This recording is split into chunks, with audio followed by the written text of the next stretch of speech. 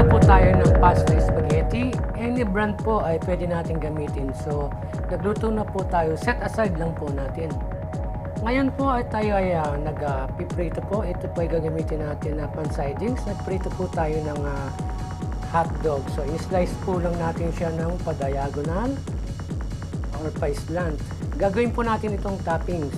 Sunod po tayo ay magigisa ngayon ng sibuyas. Ayan. Any kind of sibuyas po, pwede po yung pula, puti, or yung dilaw na sibuyas.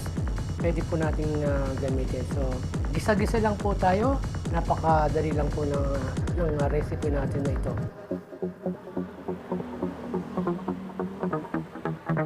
Ngayon, sunod po natin ang ating carrots. Tinap po natin ng maliliit na square. At igisa lang po natin ito. Ayan. Nakalimutan ko, kasama na rin po pala sa sibuyas yung ating bawang.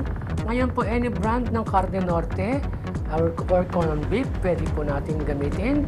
So, igisa lang po natin ito sa ating bawang sibuyas kasama ng carrots. At ito po ang magbibigay na linamnam sa ating spaghetti sauce, ang liver spread. So, any kind po ng liver spread ay pwede natin gamitin. Ayan. Kakaiba lang po sa ating spaghetti sauce, hindi po natin ito lalagyan ng gatas. So, para po mag-creamy ang ating spaghetti sauce, ay gagamitin po natin, mamaya lalagyan natin siya ng keso. So, nilagay ko na po yung hotdog, chinap na hotdog, malilit na slice lang po ng hotdog. Ayan. Haluin lang po natin mabuti.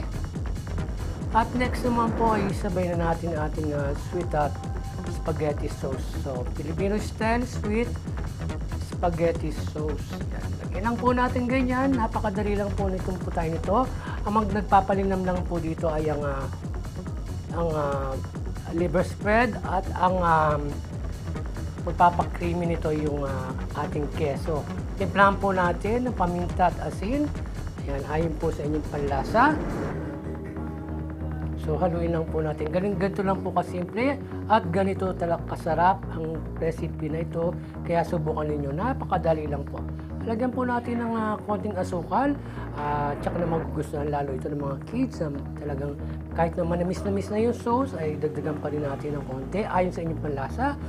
At ito po, ilalagay po natin ang pampalinamnam, ang pampangkarimi po ay ang ginadgad na keso.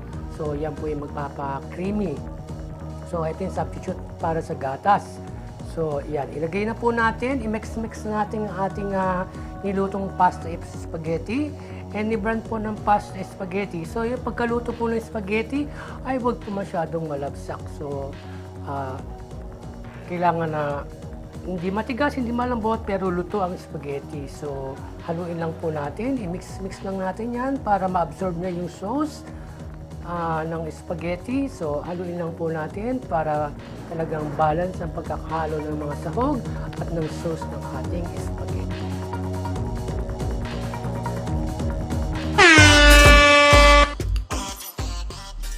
Ito na po ang ating Pinoy style sweet spaghetti. Ayan po. Sana po nagustuhan niyo po at nakaroon po kayo ng inspirasyon at konting ka-idea at kaalaman sa ating recipe, ang ating sweet Pinoy style spaghetti. Sa mga baguhan po sa ating channel, huwag kalimutang paki-like, subscribe, at please subscribe po natin ang ating channel. Malaking tulong po ito. Maraming salamat sa inyo lahat at all the best 2024. Bye! Paalam!